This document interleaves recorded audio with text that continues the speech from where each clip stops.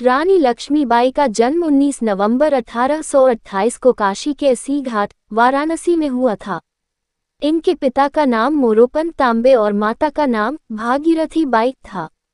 इनका बचपन का नाम मनु पुकारा जाता था। मनु जब मात्र 4 साल की थी, तब उनकी मां का निधन हो गया। पत्नी के निधन के बाद मोरोपंत मनु को लेकर झांसी चले गए। रानी लक्ष्मीबाई का बचपन उनके नाना के घर में बीता, जहां वह छबीली कहकर पुकारी जाती थी।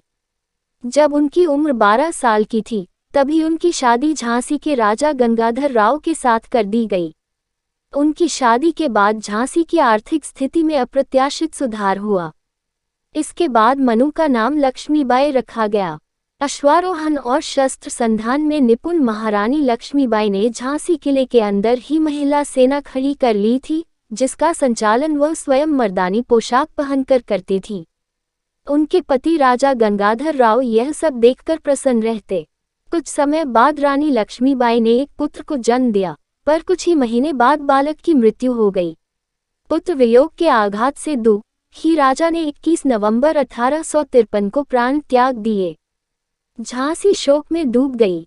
अंग्रेजों ने अपनी कुटिल नीति के चलते झांसी पर चढ़ाई कर दी। रानी ने तोपों से युद्ध करने की रणनीति बनाते हुए कड़कबिजली, घनगर्जन, भवानी शंकर आदि तोपों को किले पर अपने विश्वासपात्र तोपची के नेतृत्व में लगा दिया। 14 मार्च 1857 से 8 दिन तक तोपें किले से आग उगलती रहीं। अंग्रेज सेनापति ह्यूरोज लक्ष्मीबाई की किलेबंदी देखकर दंग रह गया।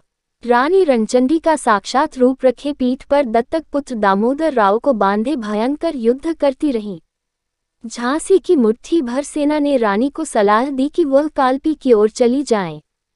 झलकारी बाई और मुंदर सखियों ने भी रणभूमि में अपना खूब कौशल दिखाया। अपने विश्वसनीय 4-5 घुड़सवारों को लेकर रानी कालपी की ओर बढ़ी। अंग्रेज सैनिक रानी का पीछा करते रहे।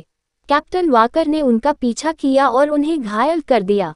22 मई 1857 को क्रांतिकारियों को कालपी छोड़कर ग्वालियर जाना पड़ा। 17 जून को फिर युद्ध हुआ। रानी के भयंकर प्रहारों से अंग्रेजों को पीछे हटना पड़ा। महारानी की विजय हुई, लेकिन 18 जून को ह्यूरोज स्वयं युद्ध भूमि में आ डटा। रानी लक्ष्मीबाई ने दामोदर राव को रामचंद्र देशमुख को सौंप दिया। सोनरेखा नाले को रानी का घोड़ा पार नहीं कर सका। वहीं एक सैनिक ने पीछे से रानी पर तलवार से ऐसा जोरदार प्रहार किया कि उनके सिर का दाहिना भाग कट गया और आंख बाहर निकल आई। घायल होते हुए भी उन्होंने उस अंग्रेज सैनिक का काम तमाम कर दिया और फिर अपने प्राण त्याग दिए।